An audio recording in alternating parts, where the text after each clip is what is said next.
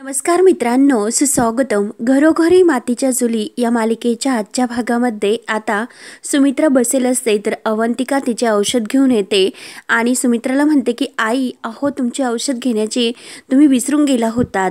तेव्हा आता सुमित्रा म्हणते की हो ना अगं खरंच ही तर ऐश्वर्याने जबाबदारी उचलली होती, परंतु ती तर आता म्हणजे विसरूनच गेली. मीच तिला आता आठवण करून देत असते. वेळच अशी आली की मी तिला आठवण करून देते. त्यावर आता अवंतिका लगेच विचारते की आई हे सगळं काही जानकी वहिनी अगदी न विसरता करायच्या ना. तेव्हा आता सुमित्रा म्हणते की हो ना खरंच सर्व काही अगदी आठवणीने ती व्यवस्थित करायची आणि ते पण आनंदाने करायची. आणि तुला माहिती आहे का अवंतिका, अगं ती आणि मी पहाटे उठून फिरायला सुद्धा जायचो आणि तिने माझ्यासाठी ते फिरायला जायचे शूज असतात ना ते शूज सुद्धा घेतले होते अगदी छान आणि मऊ. आणि आता मात्र ते शूज पडले धूळ खात. आता काही कुठे जात नाही, मी बाहेर सुद्धा फिरायला जात नाही. तेव्हा अवंतिका म्हणते की हो ना आई, जेव्हापर्यंत जानकी वहिनी आपल्या या घरात होत्या टाइम टेबल अगदी व्यवस्थित सर्वांचं होतं, अगदी सेट झालं होतं टाइम टेबल सर्वांचं. आणि आता तर काय, आता तर सर्वांचं काही अगदी सर्व काही वर खाली झाले. आई अहो या सगळ्याचा त्रास तुम्हाला होत नाही का? तुम्हाला जानकी वहिनीची आठवण नाही येत का आई? तेव्हा सुमित्रा म्हणते की हो ना अवंतिका, खूप मला खरंच जानकीची खूप आठवण येते, परंतु या सगळ्यामध्ये काही चांगल्या आठवणी बरोबर कटू आठवणी सुद्धा येतात. मग त्या आठवणीचा आणि मनातील प्रश्नाचा अगदी गुंता होतो. असं वाटतं कोडं कधी सुटणार आहे देव जाणे. तेव्हा अवंतिका म्हणते की आई टेन्शन घेऊ नका प्लीज, सर्व काही हे कोडं सुटतील, गणित सुद्धा सुटतील, तुम्ही काही काळजी करू नका, सगळं काही व्यवस्थित होईल. आणि नंतर मात्र काही चुकणार नाही, ना मॉर्निंग वॉक आणि ना औषधांची वेळ. तेव्हा आता सुमित्राला बरं वाटतं. त्यावर आता अवंतिका विचारते की आई अहो शरुताई आल्या होत्या, पण त्या अचानक आल्या गेल्या सुद्धा काहीच कळलं नाही, सर्व काही ठीक तर आहे ना आई? तेव्हा मात्र सुमित्रा शांत होते आणि तिचा चेहरा असा थोडासा गंभीर होतो. तर अवंतिका विचारते की आई काय झालं, काही पर्सनल प्रॉब्लेम आहे की जो तुम्ही मला नाही सांगू शकत? तेव्हा आता सुमित्रा म्हणते की नाही ग तसं काही नाही, अगं तिला ना काही पैसे हवे होते. तर अवंतिका म्हणते की दिले ना मग तुम्ही आई, झाला ना त्यांचा प्रॉब्लेम सॉल्व? तेव्हा आता सुमित्रा म्हणते की नाही अगं तिला थोडे नाही तर भरपूर असे पैसे हवे होते, काहीतरी स्वतःचा बिझनेस तिला सुरू करायचा होता आणि त्यासाठी तिला हे पैसे लागत होते, ते पण अगदी बरेचसे. मग इतके पैसे मी तिला कुठून देणार आहे? तेव्हा आता अवंतिका विचारते की मग झाले का काही? तेव्हा सुमित्रा म्हणते की नाही, मी तिला स्पष्ट सांगितले की माझ्याकडे इतके पैसे नाही मिळणार म्हणून, पण अगं ती माझ्यावर रागवली आणि चिडून निघून गेली. मग तूच सांग आता, घरातील सर्व काही ऐश्वर्या आणि सारंग यांच्या हातात आहे, मग मला कसं जमणार न? तेव्हा अवंतिका म्हणते की आई अहो तुम्ही मला आणि सौमित्राला सांगायचं होतं, आम्ही केली असती काहीतरी त्यांची हेल्प, खरंच केली असती, आमचे सेव्हिंग्स आहेत, आम्ही सर्व काही करून ठेवलेलं आहे. तेव्हा सुमित्रा म्हणते की छे ग, अगं तुम्हाला सुद्धा तुमचा संसार आहे, तुम्ही तुमच्यासाठी काहीतरी करा. आणि मी शरूला समजावले, तिला सांगितलं की काही होणार नाही, तिला समजावलं, त्यामुळे तुम्ही खरंच तिला काही हेल्प वगैरे करू नका. त्यावर अवंतिका म्हणते की बरं आई ठीक आहे, पण आम्हाला कळवा की नक्की काय होतं ते. तेव्हा आता सुमित्रा म्हणते की हो यांना काय लागते मी जरा बघून येते. तेव्हा सुमित्रा आज जाते तर अवंतिका लगेच जानकी वहिनीला फोन करते. जानकी ही रोडने जात असते, तर आता अवंतिकेचा फोन घेते आणि बोल ना अवंतिका असे म्हणते. तेव्हा अवंतिका म्हणते की वहिनी अहो मला सोमीकडून कळलं की शरुताई तुमच्याकडे आल्या होत्या म्हणून. त्यावर आता जानकी म्हणते की हो अवंतिका माझ्याकडेच आलेल्या आहेत आणि माझी वाट बघत त्या घरी थांबलेल्या आहेत, मी इकडे डब्बा देण्यासाठी आले होते. आणि काय ग काय झालं? तेव्हा अवंतिका विचारते की वहिनी अहो तुमचं काही बोलणं वगैरे झालं का, ही तुम्हाला म्हटल्यात का, काही विषय झाला का? त्यावर आता जानकी म्हणते की नाही ग अवंतिका तसं त्या काही बोलल्या नाही, परंतु गेल्यानंतर मी विचारते. तेव्हा अवंतिका म्हणते की अहो वहिनी तसं काही नाही, परंतु आई मला मागाशी म्हटल्या की त्या घरी आल्या होत्या आणि त्यांना काही पैसे हवे होते, काही पैशांची त्यांना गरज आहे, कुठला तरी बिझनेस करायचा म्हणतात आणि त्यांनी आईकडे हेल्प मागितली होती, परंतु एवढी मोठी रक्कम असल्यामुळे आई त्यांना हेल्प कसं करू शकतात, म्हणून बहुतेक त्या तुमच्याकडे आल्या असणार. त्यावर आता जानकी म्हणते की पण आमच्याकडे, आणि परत म्हणते की काही हरकत नाही, मी बोलते शर्वरी वंशबरोबर, बघूयात की आपण त्या काय म्हणतात ते, आम्ही आमच्या परीने त्यांना पूर्णपणे हेल्प करूयात. त्यावर आता अवंतिका म्हणते की हो वहिनी आम्हाला सुद्धा कळवा, आम्ही सुद्धा त्यांना हेल्प करू. त्यावर आता जानकी म्हणते की हो हो, आणि मला सुद्धा असं वाटतं की शर्वरी वंशनी आता स्वतःच्या पायावर काहीतरी उभं राहायला शिकावं, त्यांना कसं समजवायचं, त्यांना कशी मदत करायची याविषयी मी त्यांना बोलते, कसं काय करायचं त्या सगळ्या विषयावर. त्यावर आता अवंतिका म्हणते की ओके वहिनी आणि बाय बाय. जानकी फोन ठेवते आणि घरात येते तर घरामध्ये ऋषिकेश आता जी काही शर्वरीने ती फाईल कोटेशनची उचकलेली असते आणि त्यातील काही कोटेशन बद्दलचे फोटो काढून नेलेले असतात. त्या ऋषिकेशला संशय येतो. ऋषिकेश अगदी संशयाने ते फाईलकडे पाहत असतो आणि तेवढ्यात जानकी दारात येते. ऋषिकेशला पाहून थबकते कारण येथे तर शर्वरी वंश होत्या, त्या कुठे गेल्या असतील आणि ऋषिकेश तर आता घरी आलेत नक्की.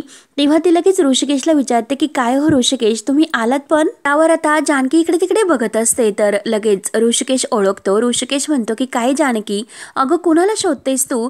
शरूला ना? आणि काय ग शरूवर तू आपलं हे घर सोडून कुठे गेली होती जानकी? त्यावर आता जानकी विचारते की म्हणजे काय झालं ऋषिकेश, तुम्ही असं का विचारतात? त्यावर आता ती ऋषिकेशच्या हातामध्ये फाईल असते आणि तो जानकीला म्हणतो की मला एक गोष्ट सांग की ही फाईल कुठे ठेवली होती? त्यावर आता जानकी म्हणते की अहो ऋषिकेश येथेच ठेवली होती कपाटामध्ये. त्यावर आता ऋषिकेश रागवतो. ऋषिकेश म्हणतो की काय ग जानकी, इतक्या महत्वाची फाईल तू कपाटात अगदी उघड्यावर ठेवून गेली होती आणि एकटी होती शर्वरी या घरामध्ये एकटी होती, तू तिच्यावर असं जबाबदारी सोपून गेली होती का?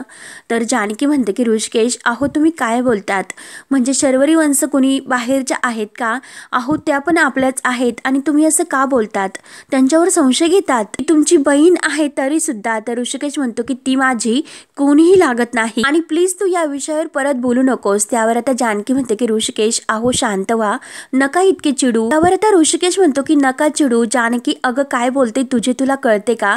अगं त्या फाईल मध्ये आपल्या महत्वाचे कंपनीचे टेंडर आहेत आणि उद्या निकाल आहे, इतकी मोठी गोष्ट आहे तरी सुद्धा तुला कशाचा सिरियस नाही का जानकी? त्यावर आता जानकी विचारते की काय बोलता ऋषिकेश तुम्ही, मला सिरियस नाही असं तुम्ही म्हणता, तुम्ही असं का बोलतात? या फाईलचं महत्व मला सुद्धा आहे. दिवस रात्री मेहनत करून मी सुद्धा अगदी तुमच्या सोबतच काम या फाईल साठी केलेलं आहे, या कंपनीसाठी, तरी सुद्धा तुम्ही असं का बोलतात? त्यावर आता ऋषिकेश म्हणतो की हो तू केलं आहे काम म्हणूनच तू इतकी महत्वाची फाईल होती तरी सुद्धा अशी उघड्यावर वाऱ्यावर सोडून गेली होती. अगं जानकी तुला इतकंच महत्वाचं काम होतं तर तू जाताना फाईल सोबत घेऊन जायची होती. शरूच्या जीवावर तू अगदी घर आपलं असं उघडं ठेवून गेली होती. तेव्हा आता जानकी म्हणते की आहो ते पण. तर ऋषिकेश म्हणतो की हे बघ जानकी, काही झालं तरी काही करून हे टेंडर आपल्याला मिळायलाच हवं. तुझ्या निष्काळजीपणामुळे ही संधी मी नाही गमू शकत. आणि हे बघ शरूचा आणि या टेंडरचा जर काही संबंध निघाला आणि तिच्यामुळे जर हे टेंडर मला गमावं लागलं आणि त्याला आणि फक्त तूच जबाबदार असशील हे लक्षात ठेव. त्यानंतर आता शर्वरी घाबरतच घरी येते आणि समोर तर ऐश्वर्या मोबाईल मध्ये शर्वरीने त्या कोटेशन बद्दलचे पाठवलेले फोटो पाहत असते आणि ती शर्वरीला बघून म्हणते की शरूताई अहो खरंच काय इम्प्रेस केलं हो तुम्ही. शर्वरी मात्र आता खूप अशी घाबरलेली असते. ऐश्वर्या म्हणत असते की अहो खरंच खूप मस्त काम केलं, मला एक गोष्ट सांगा की हे फोटो काढताना तुम्हाला कोणी बघितलं तर नाही ना? त्यावर आता शर्वरी म्हणते की नाही, पण ऋषिकेश दादाला मात्र डाऊट आला. तो अचानक घरी आला आणि त्याला डाऊट आला की मी घरात एकटी काय करते म्हणून, त्यामुळे असंच काहीतरी वेगळं खातूरमातूर कारण दिलं आणि लगेच तिथून निघाले. आणि हे बघ मला खरंच खूप धाकधूक होते, भीती वाटते, दादाला तर हे कळणार नाही ना? ऐश्वर्या म्हणते की छे अहो कुणाला काही कळणार नाही आणि जोपर्यंत जर कुणाला कळले तर तोपर्यंत माझ्या हातात ते टेंडर आलेले सुद्धा असेल आणि थँक्यू सो मच असे बोलून ऐश्वर्या जायला निघते. तर लगेच आता शर्वरी म्हणते की ए अगं थांब ना, अगं माझे पैसे. तर ऐश्वर्या म्हणते की कसले पैसे?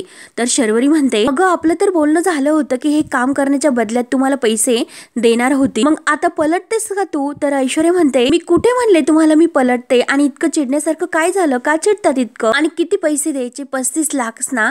तर मी सारंगला सांगते ते तुम्हाला ट्रान्सफर करतील. तेव्हा मात्र आता ऐश्वर्या जायला निघते परंतु शर्वरी तिचा हात धरते आणि काय ग डील तर आपल्या दोघीच झालं होतं, सारंग का मला पैसे देईल, त्यामुळे त्याला काही समजून न देता पैसे तूच मला द्यायचे आणि अशी उडवाउडवीची उत्तरं तुम्हाला देऊ नको, हे पैसे मला दे आत्ताची आत्ता, नाहीतर मी. तर लगेच ऐश्वर्या म्हणते की नाहीतर काय करतात, घरच्यांसमोर माझ्या नावाने बोंबाबोंब करणार आहात का?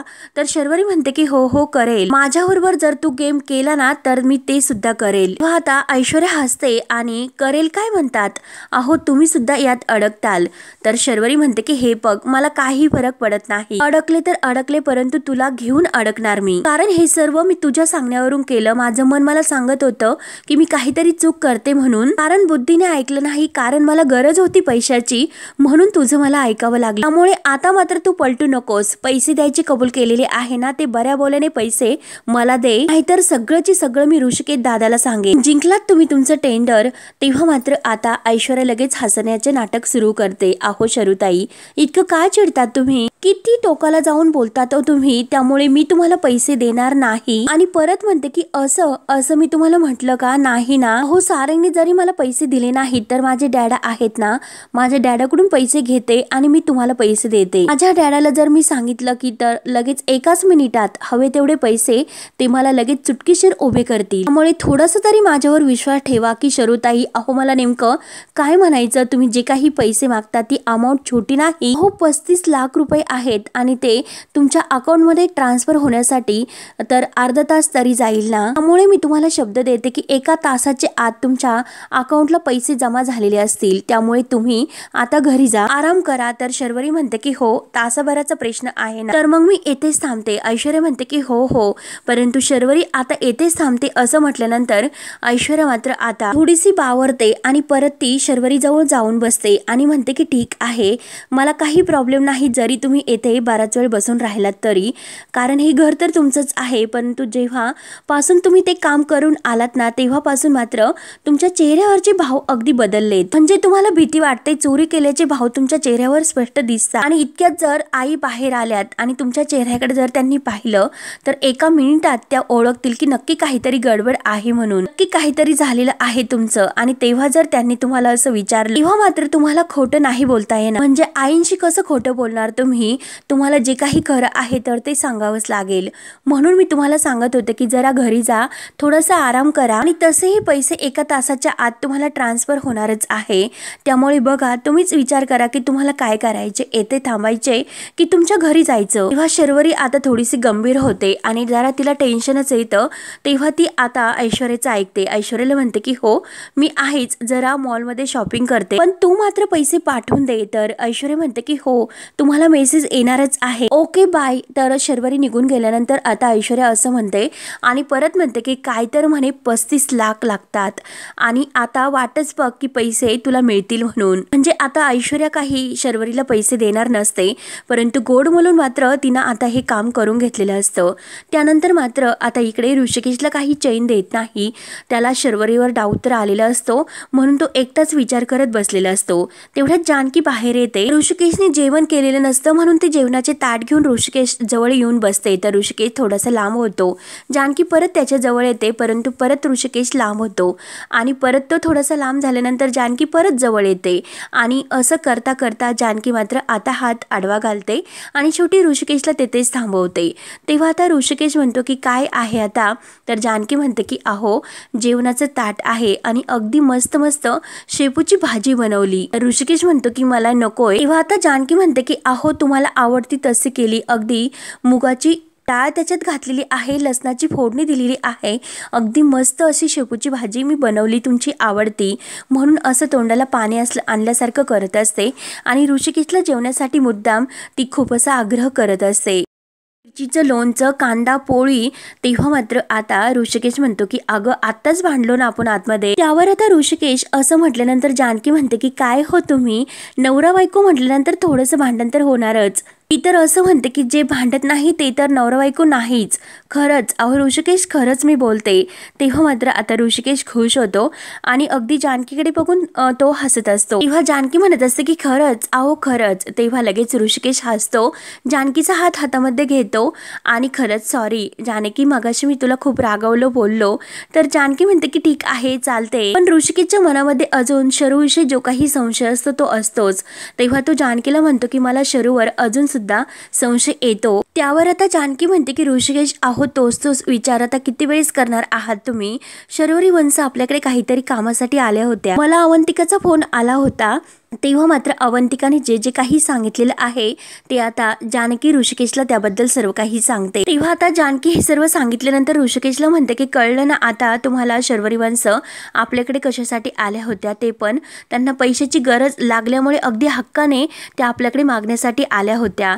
त्यावर आता ऋषिकेश म्हणतो की म्हणजे शर्वरीला पैशाची गरज आहे तर, आणि मग मी आल्यानंतर मात्र ती अशी लगेच का घाबरून निघून गेली. त्यावर आता जानकी म्हणते की कदाचित तुम्हाला बघून त्यांना अनकम्फर्टेबल वाटलं असेल। त्यावर आता ऋषिकेश म्हणतो की प्रत्येक गोष्ट माझ्याकडे हक्काने मागणारी माझी बहीण माझ्याकडे बघून तिला अनकम्फर्टेबल वाटतं आणि नाही तिला वाटू शकतो कारण मी सावत्र भाऊ आहे ना। त्यावर आता जानकी म्हणते की ऋषिकेश अहो असं का बोलतात।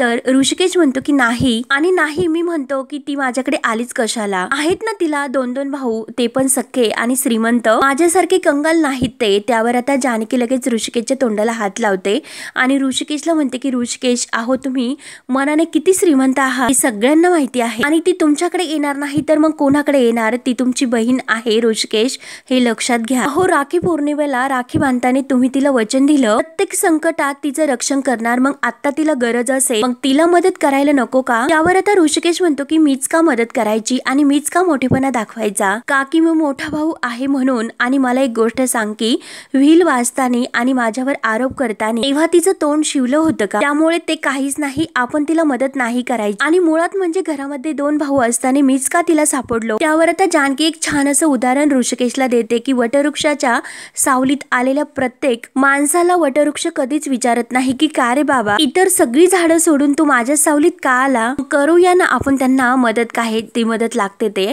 त्यावर आता ऋषिकेश म्हणतो की पण माझ्याकडे देण्यासाठी पैसे नाहीत। तर लगेच आता जानकी म्हणते की पण तुमच्याकडे जानकी तर आहे ना। जानकीच्या डोक्यामध्ये एक कल्पना आहे तर ऋषिकेश विचारतो की काय, तर जानकी म्हणते की ते सांगेल मी तुम्हाला पण ते जेवल्यानंतर। आणि लगेच ती ऋषिकेशला एक असं घास ओवीचा असं प्रेमाने भरायला सुरुवात करते। तेव्हा मात्र ऋषिकेश अगदी खुश होतो। तेव्हा ऋषिकेश सुद्धा आपल्या हाताने जानकीला भरतो आणि एकमेकांना भरून दोघेही मस्त जेवतात आणि आता एकमेकांशी खुश होतात।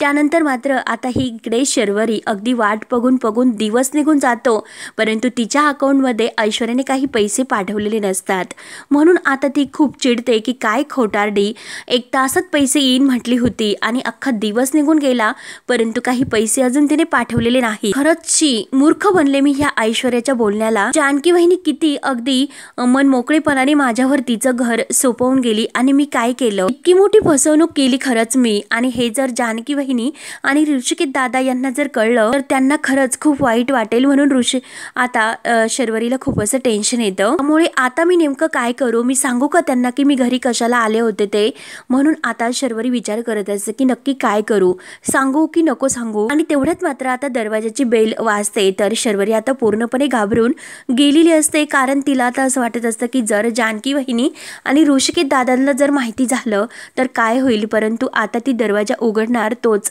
आता तेथे जानकी आणि ऋषिकेश दोघेही घरी येतात आणि दरवाजा उघडल्यानंतर मात्र शर्वरी त्या दोघांना पाहून तिला तर खूप मोठा असा धक्काच बसतो। ऋषिकेश जानकी हे शर्वरीकडे पाहत असतात आणि शर्वरी आता इतकी घाबरलेली असते की नक्की आता काय झालं असेल, हे दोघे इकडे का आले असेल, म्हणून तिला टेन्शन येते, म्हणून ती त्यांच्याकडे बघतच असते।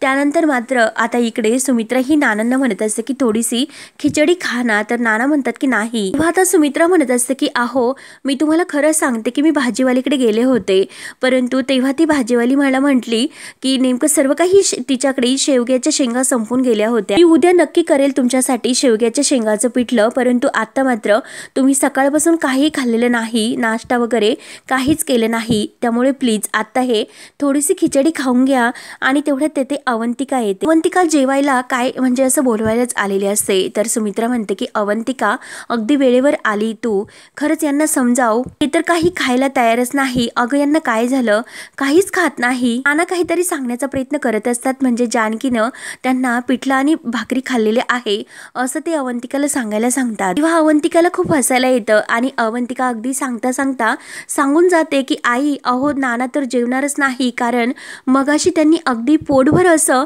शेवग्याच्या शेंगाचं पिठलं खाल्लं आणि परत लगेच बोलायची बंद होते। तर सुमित्रा म्हणते की काय अगं अवंतिका काय बोलतेस, काय म्हणतेस, यांनी शेंगाचं पिठलं खाल्लं, तर नाना म्हणतात की हो आणि आपल्या पोटावरून हात फिरवत दाखवत असतात। तर आता सुमित्रा विचार करते आणि म्हणते की कसं शक्य आहे हे, तर आता नाना हे जानकीचं नाव घेतात। तेव्हा अवंतिका ही नानांना खुणावत असते की नाना सांगू नका, परंतु नाना हे 1दा 2दा 3दा जानकीचं नाव घेतात। सुमित्राला हसू येतं। सुमित्रा खुशून विचारते की काय जानकीने तुम्हाला पिठलं आणि भाकरी दिलं, तर नाना हो करत असतात। तर सुमित्रा अवंतिकाकडे तेव्हा अवंतिका म्हणते की आई सॉरी, खरंच सॉरी, तुम्ही म्हटल्या होत्या की जानकी वहिनी परत घरी यायला नको, नको, पण अहो आई त्या स्वतःहून यायला काही तयारच नव्हत्या, मीच त्यांना जबरदस्तीने घरामध्ये घेऊन आलो. हो त्यात वहिनींची काही चूक नाही, तुम्ही प्लीज वहिनीवर काही चिडू नका. तर सुमित्राला आनंदच होतो. सुमित्रा म्हणते की अगं मी कुठे काय बोलले, अगं मी काहीच रागावलेले सुद्धा नाही. अगं उलट यांना हे पिठलं खाल्लेलं पाहून त्यांच्या चेहऱ्यावरचा तो आनंद आणि यांना तर थोडंसं बोलता सुद्धा यायला लागलं आणि त्यांच्या म्हणजे चेहऱ्यावरचा जो काही आनंद मी पाहते तो बघून मला खरंच खूप बरं वाटतं. अगं मी अजिबात रागावलेले नाही, पण मला सांग की हे घडलं कसं. तेव्हा आता अवंतिका म्हणते की ऍक्च्युली आई अहो तुम्ही मंदिरात गेल्या होत्या ओवीला भेटायला आणि तेव्हा तर आम्ही पिठलं आणि भाकरी करायला घेणारच होतो. इनफॅक्ट म्हणजे आम्ही जानकी वहिनींना फोन सुद्धा केला होता आणि पिठल्याची सर्व काही रेसिपी सुद्धा आम्ही त्यांच्याकडून घेतली होती. ती ऐश्वर्याने तर आज पूर्णपणे किचनवर कब्जाच केला होता. काय तर म्हणे ते नूडल्स तिला करायचे होते आणि सर्व काही किचनवर तिने अगदी गोंधळ घालून ठेवला होता. परंतु थँक गॉड जानकी वहिनींनी फोन केला आणि त्याच म्हटल्या की मी पिठलं आणि भाकरी घेऊन येते म्हणून. आई वहिनी इतक्या कमाल आहे, त्यांनी फक्त नानांसाठी नाही तर अख्ख्या घरासाठी हे पिठलं आणि भाकरी करून आणलं होतं. त्यावर आता सुमित्रा खुश होते. सुमित्रा म्हणते की हो का, आणि हे तर तिने खरंच खूप छान केलं ग. तर अवंतिका म्हणते की हो ना आई, मग असंच जर एकमेकांच्या हातचं जेवण एकमेकांच्या घरी असं पोहोचत राहिलं तर लवकरच सगळ्या घरातील नात्यांना चमक येईल. तेव्हा आता सुमित्राला लगेच ओवीला तिने जो काही प्रेमाने शिरा भरून भरवलेला असतो आणि तिच्यासाठी नेलेला असतो ते सगळे क्षण तिच्या डोळ्यासमोर येतात आणि डोळ्यात थोडंसं पाणी येतं. नाना सुद्धा अगदी त्यांना तेच सुद्धा वाटत असतं. नाना सुद्धा खानाखुणा करून अगदी तेच असं सांगायचा प्रयत्न करतात आणि सुमित्राला आता आनंद होतो. त्यानंतर मात्र आता जानकी आणि ऋषिकेश असे अचानक दाराशी येऊन उभे राहिलेले बघून शर्वरी खूप घाबरते. तेव्हा आता शर्वरी म्हणते की दादा वहिनी तुम्ही, तर जानकी विचारते की शर्वरी वंश आत येऊ का. तेव्हा आता शर्वरी त्यांना बसायला सांगते आणि लगेच पाणी देतच असते. परंतु आता मात्र शर्वरी वहिनी ते असं म्हणणार तोच लगेच जानकी म्हणते की शर्वरी वंश काही बोलू नका, आम्हाला कळले की तुम्ही घरी कशासाठी आला होतात. तेव्हा आता शर्वरी आणखीनच घाबरते, कारण तिला आता भीती असते की नक्की आता दादा आणि वहिनीला खरं काही कळलं. परंतु जानकी आणि ऋषिकेश अगदी दुसऱ्याच कारणासाठी तेथे आलेले असतात, म्हणजे शर्वरीला पैशांची गरज असते आणि ते मदत करायला आलेले असतात. परंतु शर्वरीला मात्र आता याची भीती असते की दादा आणि वहिनीला मी जे काही त्यांच्या कोटेशन बद्दलचे टेंडर बद्दलचे फोटो काढलेले आहेत त्याबद्दल तर कळले नसेल ना, म्हणून तिला आता अगदी खूप टेन्शन येते. तेव्हा मात्र आता शर्वरी म्हणते की नाही वहिनी, अगं तसं नाही, ऍक्च्युली मला हे सर्व करायचंच नव्हतं. मी तुम्हाला शपथ सांगते की मला ते करायचं नव्हतं. पण ते असं म्हणणार तोच लगेच जानकी म्हणते की पण शेवटी ती पावलं आपल्या माणसांकडे ओळलीच ना, राहुलं नाही. अहो मग घरी आला होता तर सांगायचं होतं सरळ सरळ. शर्वरी म्हणते की अगं जानकी वहिनी तसं नाही. तर जानकी म्हणते की अहो पैशांची गरज होती, मग सांगायचं होतं. गरज कुणाला सुद्धा भासू शकते, तुम्ही आम्हाला का सांगितलं ना.